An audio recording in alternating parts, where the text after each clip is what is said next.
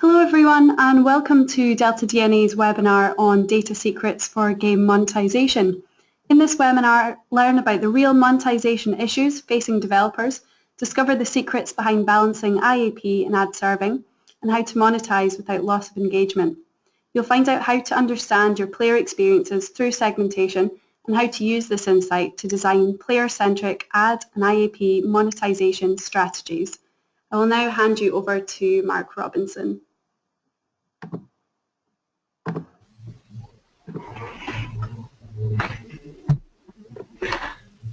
Hi everybody, and good morning.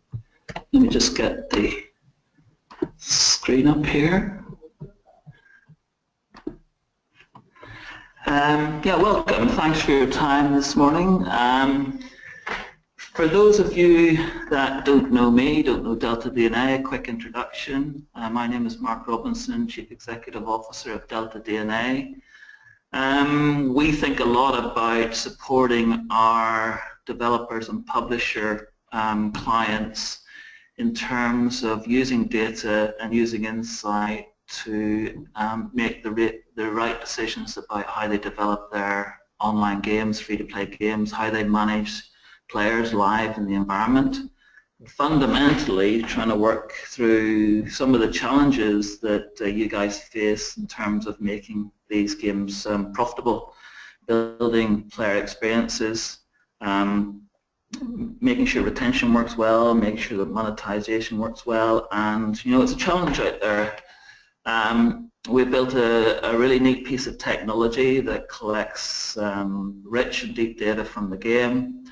It allows our client users to interpret this data and understand where the blockers are in terms of the game design, the different segments of players that you've got in your game, and make sure that, number one, the game is balanced well, and number two, that you can personalize the environment for the different types of players so that you maximize engagement and you maximize lifetime value.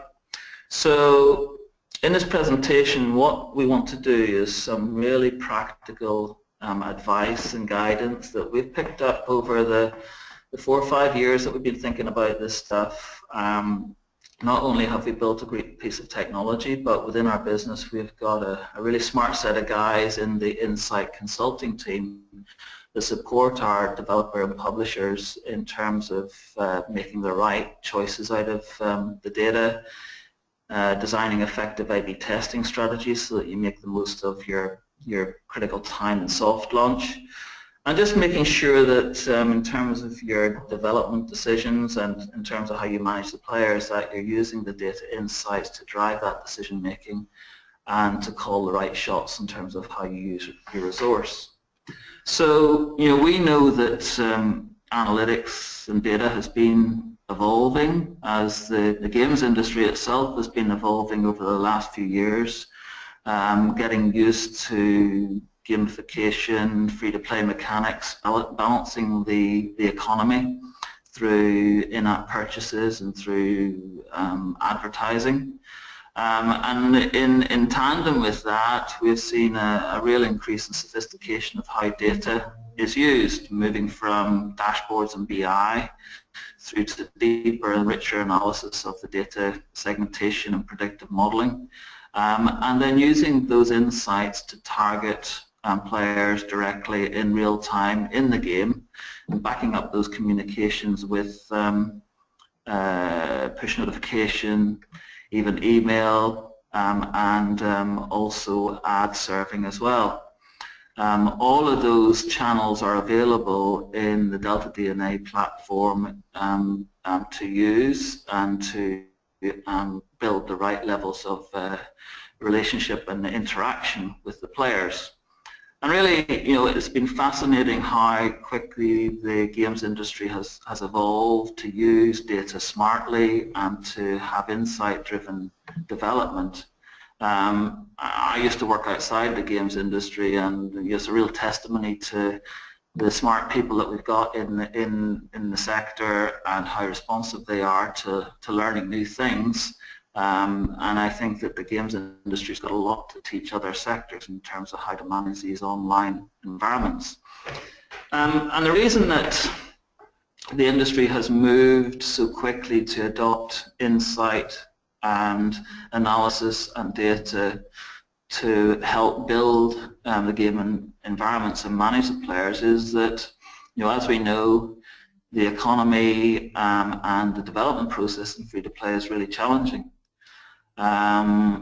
Driving traffic into your game is one challenge. The app stores are incredibly busy with game content. You need to make lucky decisions in terms of the genre that you work on.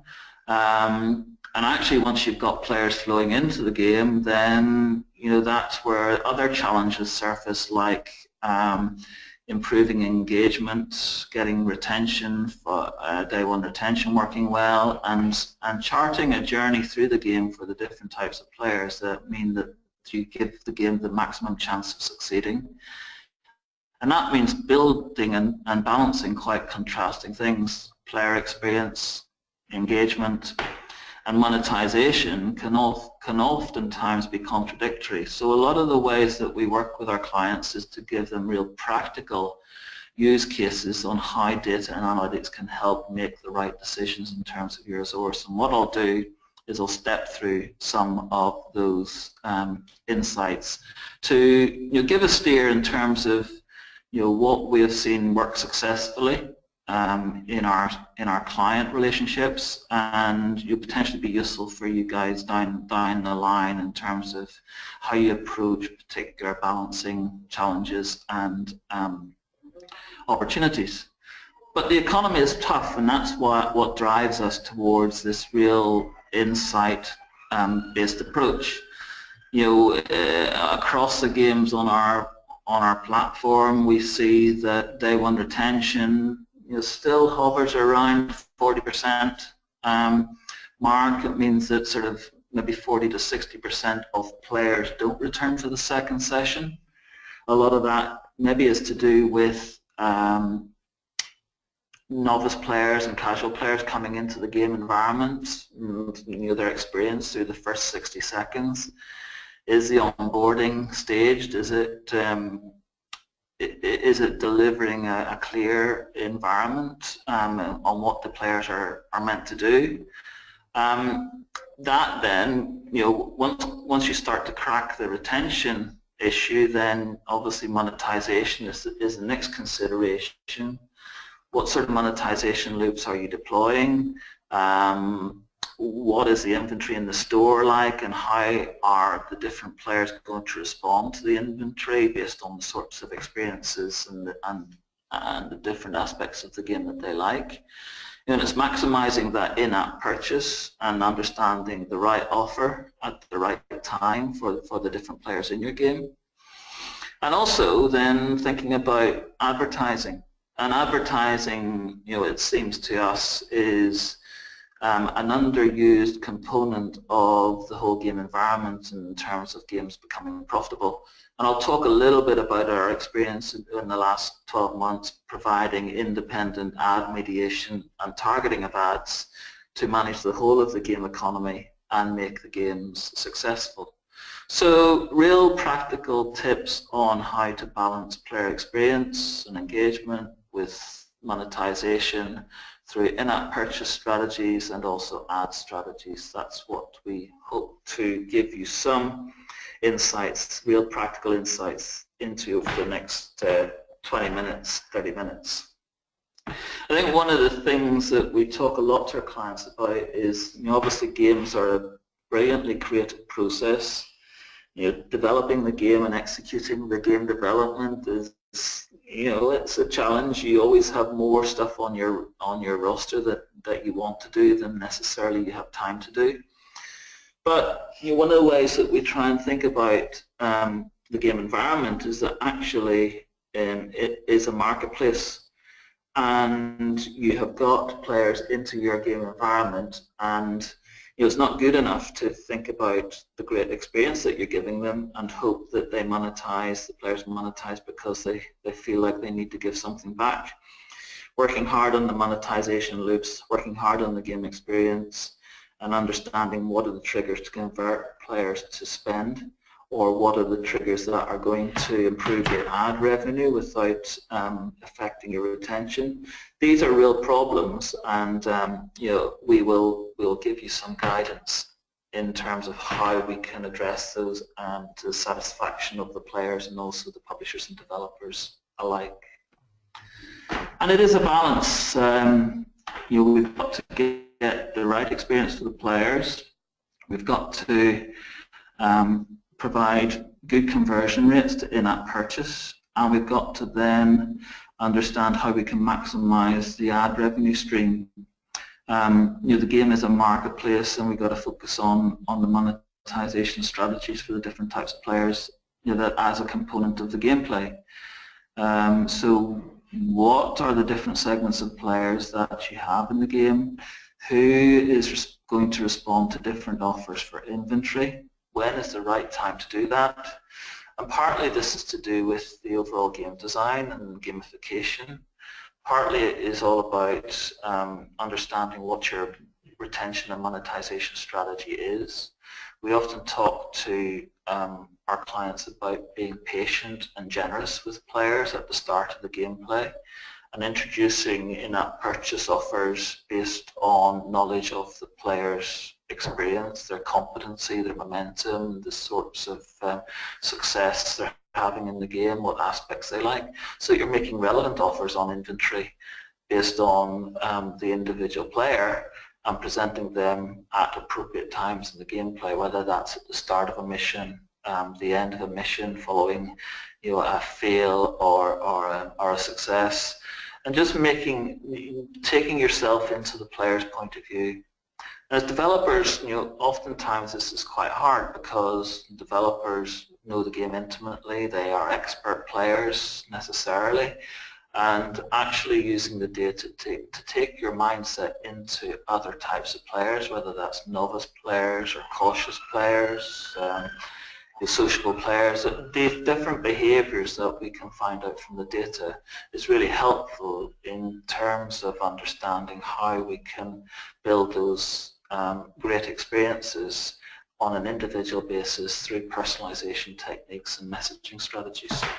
So it's a balance, and it strikes us that data and analytics and segmentation techniques are incredibly valuable. We often think about this in terms of this chart where you have spent your hard-earned acquisition money to drive traffic through the game, and part of the job of analytics is to keep as many players in the experience as possible. But those players have contrasting wants and needs. For example, you have novice players coming into your game, and they might be the majority of your player base depending on the game genre. They might feel threatened by the environment, unsure, uncomfortable what to do. They need lots of hand-holding, lots of help and guidance, tutorials, pointers, tips. They may need some gifting to keep them in the environment as they run out of resources quite early. They may respond well to rewarded video. And this sort of technique in terms of managing those players is quite different from an expert player that comes into the game. They might leave because they are bored or not challenged, and it's getting those players deeper into the game as quickly as possible so that they feel like they're getting the right experience for them. And this is genuinely quite tough, but using data, real-time data and analytics, it's very possible to early in session one start to get an understanding of who the casual players are, who the novice players are, who the expert players are, and then start to interact with those players on that basis. Novice players can be tagged in a game based on the momentum of the gameplay, the outcome from early missions, and how quickly they make it through the tutorial. There are different ways that we can attribute different segments to players that give us a meaningful way to start to build a personalized dialogue with those players through in-app targeting, through push notification, and refining your ad strategy. And this is, I think, the overarching thing that analytics allows us to do. It allows us to put ourselves in the mindset of different types of players and understand how they respond to different elements of the gameplay at different parts of their playing life cycle. So given that context and talking through those challenges, the first sort of set of practical tips that I wanted to talk about are around in-app purchase monetization strategies. And one of the challenges in terms of being a publisher and developer of free-to-play is actually knowing where to spend your time to best benefit. We collect lots of data, billions and billions of rows of data every day. That is a whole sea of information. Where do we look to find the nuggets of actionable insight that are really going to change the dynamic of the game and the game's success?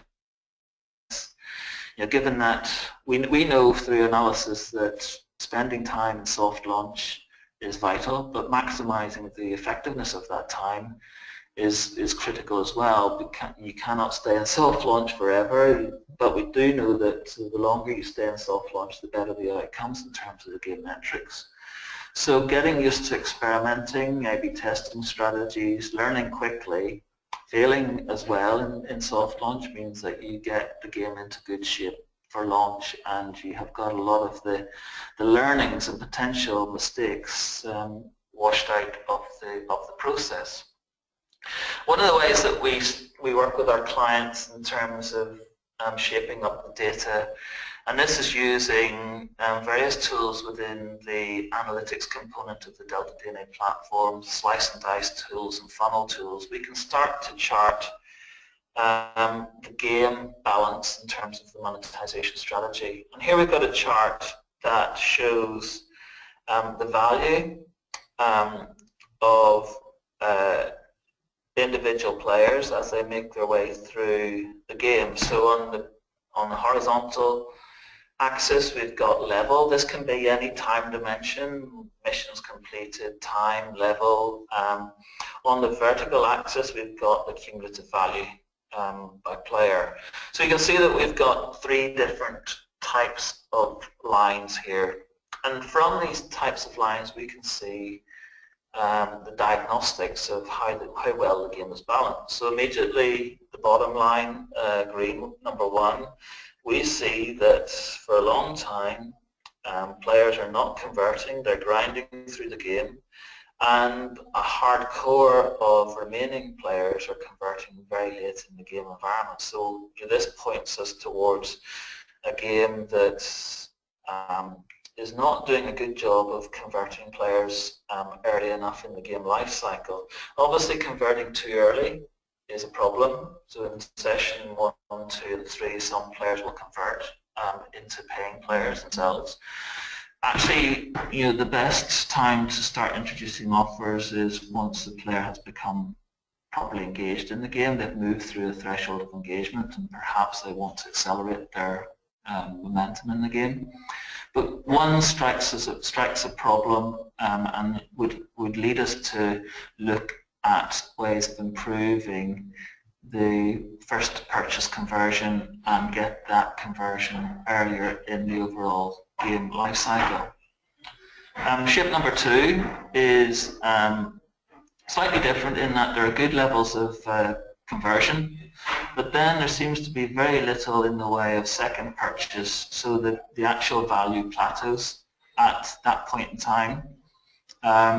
So therefore we would look at what follow-up purchases are possible. There's quite a lot of emphasis put on first purchase.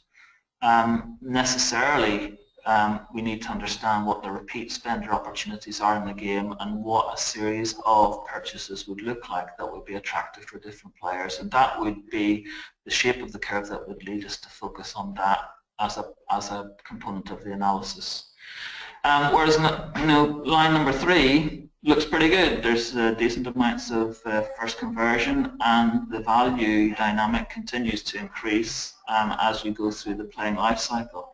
This is a really healthy component of the game. So shape number 3 is what we would all be aiming for in terms of continued repeat purchase. And drilling into that a little bit deeper, these sorts of charts, stacked bar charts, are produced directly from the deltaDNA platform, and you can see here that first conversion is not bad, but there is a limited amount of repeat spend, and so the flattening of that curves would lead us to think about our longer term purchase and monetization strategy for in-app purchase, looking at the store inventory, looking at what the first purchase is and what is a likely next purchase to increase the overall lifetime value. This is a very different shape, and this looks like there's very strong levels of first purchase, but actually then the purchasers start to churn, and although there are decent levels of repeat spend, that churn is punishing the game revenues. It's too tough, it's too challenging. Perhaps players are not getting the benefit of the spend that they need to see to continue the gameplay. And this is where an area where we would recommend looking to rebalance the game. Maybe the actual amount of resource that players are getting for the spend is too low, or maybe the game is too tough when that spend is unlocked.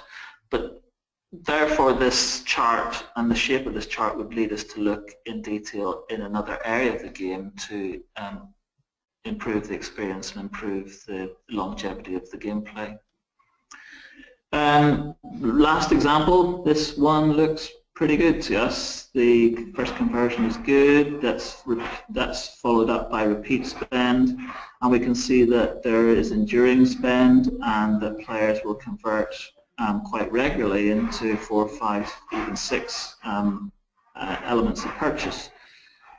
So this is what we're aiming for, and this looks good to us, and if we can shape the previous curves into this sort of area by rebalancing the game, then the analytics has done its job in terms of leading us to address issues with the game balancing and optimize the game in terms of its in-app purchase strategy. So in the overall sort of overwhelming sometimes sea of data that we've got, these are really useful charts in our experience to point you in the right direction to get a good outcome in terms of game balancing. Other areas for analytics to really give a good direction in terms of resource is looking at funnel type information, and if you've got pinch points in your game that are intended to convert people to spending, there's always a balance between living with a certain amount of churn at those pinch points and understanding that that churn is outweighed by the conversion that is created through that particular aspect of the game. So you can see in the top chart that we're having quite a lot of churn without the consequent spend. The bottom chart looks much healthier because although you still get amounts of churn, the spend is compensating, and more than compensating, for that that retention issue. So therefore, you think about what the spend gets the player in terms of unlocking or saving on time, and just making sure that through A/B testing strategies that the balance is right and that you're getting the conversion. That means you're ahead and having to live with some retention as you start to balance at various points in the key parts of the game playing life cycle. So that's sort of a little bit about in-app purchase and retention strategies and balancing in-app purchase conversion with retention. The other area that strikes us is very important is ad serving. Now, in terms of the ad space, We have, as part of the deltaDNA platform in the last year, built our independent mediation tool, Smart Ads. It struck us that, looking across our client base, that developers and publishers were being very cautious in terms of serving ads to their players. And this is not that surprising, given that quite a lot of the content is obviously for other games. But actually what we did is we commissioned a piece of work with the University of San Francisco. Our good friends Zach Byrne and Nick Ross, in collaboration with our own head of analytics, Isaac, did a study to understand what ad strategy impact was on retention. And the findings were very surprising. There was no evidence of ad density, aggressive ad density in the first session affecting retention. However, if the game itself was a significant predictor of retention, what that means is that if the ad experience is jarring, if it doesn't feel like it's connected to the gameplay or the game experience, then there is definitely a retention issue, and caution is the right way to go about ad serving. But actually, if the game is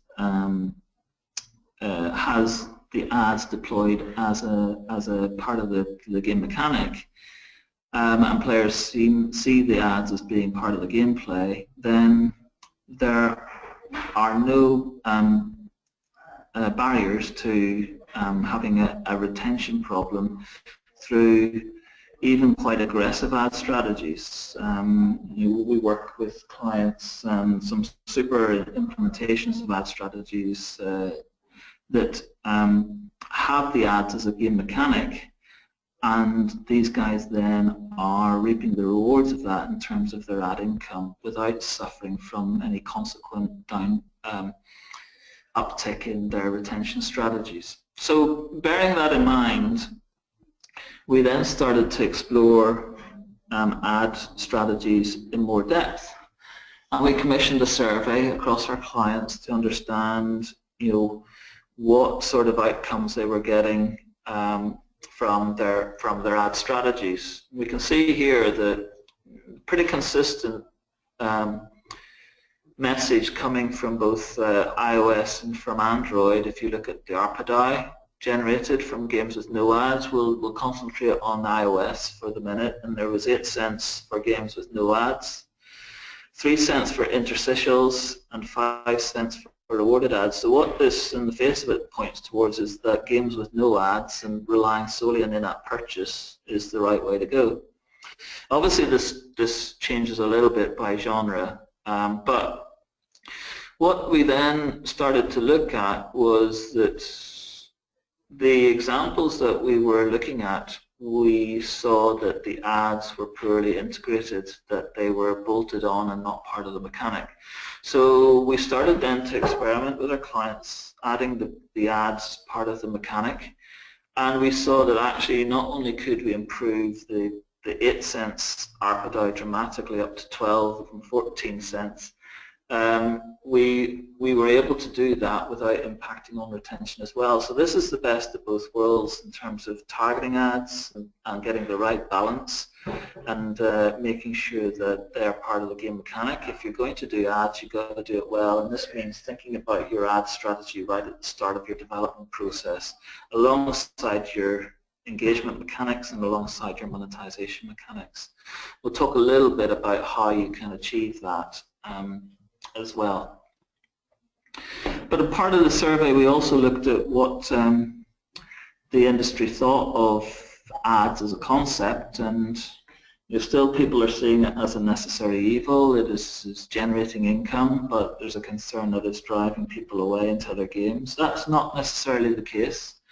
The caution that people are showing, we have proven through A/B testing and working with our clients that you can ramp up the ad income dramatically and not have that impact on retention, and actually not cannibalize your in-app purchase as well. Oftentimes if done right, the ads can then drive, especially in rewarded video, drive players towards the store to convert to in-app purchase in due course.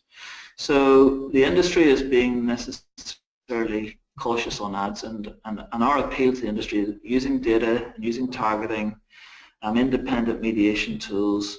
You can move the dial significantly in terms of ad income, not disrupt the playing experience and not cannibalize your in-app purchase. And it seems to us that this is one of the easiest ways of dramatically changing the game revenue. It's all a balancing act at the end of the day, but the data and the insights help dramatically in calling it right from the player's point of view. And to reinforce that point, we see that across our sort of client network, about 30% of players will interact with ads in any given day. So 30% of the DAU will engage with rewarded ads. So either they don't see them, they don't value them, they don't like them. That 30% to our mind should be a lot more, and this is it's not all about eCPM, it's all about the number of impressions that are able to be sent from individual players that allow you to maximize this opportunity. Back to thinking about your game as a marketplace as well as a wonderful creative experience for your players. So balancing ads with in-app purchase is an important component of this. Tracking player engagement through the funnels, understanding where the pinch points are, not driving players away from the game by trying to monetize them too early with offers, but getting a sensible balance in terms of ad density and ad placement, giving players reward, being generous and being patient with them. A lot of A/B testing to get the balancing right. And by doing that, in beta especially, you can get to really good outcomes in terms of your retention metrics, your revenue metrics, and your lifetime value. But it does take, working the data hard, cutting the data different ways, looking at different player segments and how they're responding, and trying things out to get the right balance. So that's a very quick run through some of the key aspects of the work that we've been doing with our clients using the deltaDNA platform to drive these key insights and understand where resource should be spent to get the game balanced well, to optimize your monetization strategies and give your games the maximum opportunity to succeed. So our appeal and our key takeouts are an integrated approach across engagement, in-app purchase and ad strategies. Personalization and segmentation are essential to drive through A/B testing that gives us key learnings about how the game should be balanced. Make sure that the game is obviously fun, but that ads can be part of just like any other game mechanic, and that the ads won't jar the experience, and therefore they will be additive in terms of how the players respond to that. And bearing in mind that we're nowhere near peak ad capacity, using mediation tools like smart ads to understand where the right balance is one of the easiest ways to our mind to build more revenue through games and maximize your success. So thank you for listening. I think we've got a couple of minutes for questions before we round up. So one of the questions that has come through is understanding the different opportunities for rewarded video versus interstitials. I think in our terms we've seen a lot more player responsiveness to rewarded video. We do see a lot of novice players responding very positively to rewarded video, and sometimes that does lead them towards a store for additional in-app purchase conversion. Interstitials, I think, are much less valuable, much more jarring with the experience. So I think in general we're moving to much more sophisticated use of rewarded video and ad videos in general to maximize that experience. The other questions come in is what is the typical time to first purchase for casual games? And I think that one of the issues is obviously that in casual games there's lots of players that don't even get to first purchase. So if that first purchase offer is being pushed, it probably should be pushed through session 4, 5, 6, 7, giving players time to really experience the game, to build up their momentum, to build up their understanding of the game, to having tools like deltaDNA to figure out what inventory is potentially going to be additive to the experience. So that typically for us is where we see offer conversion effort paying off best. But as we said before, in terms of those charts, we can look at repeat spending patterns. We can look at not just the first purchase, but what is a sensible series of spender patterns for different segments of players to maximize that lifetime value. So I think that we're pretty much up for time. What I'm going to do is, actually we've got one more question come in.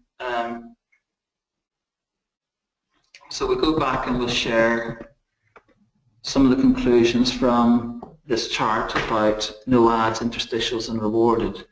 So just to reiterate here, we have seen the best outcomes from games with no ads, and when we start to overlay interstitials and rewarded, we see that that dilutes the in-app purchase income.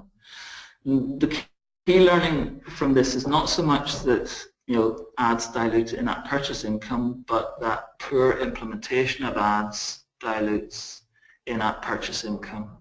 The contrast to this is when we've worked with our clients to embed ads as another part of the game mechanic and to target those ads successfully at ad-responsive players. That is when you can improve the baseline in-app purchase revenues and make the ad revenues additive to that, so that you're getting the best of both worlds in terms of monetization. So that's probably all that we've got time for in this session. Obviously, as we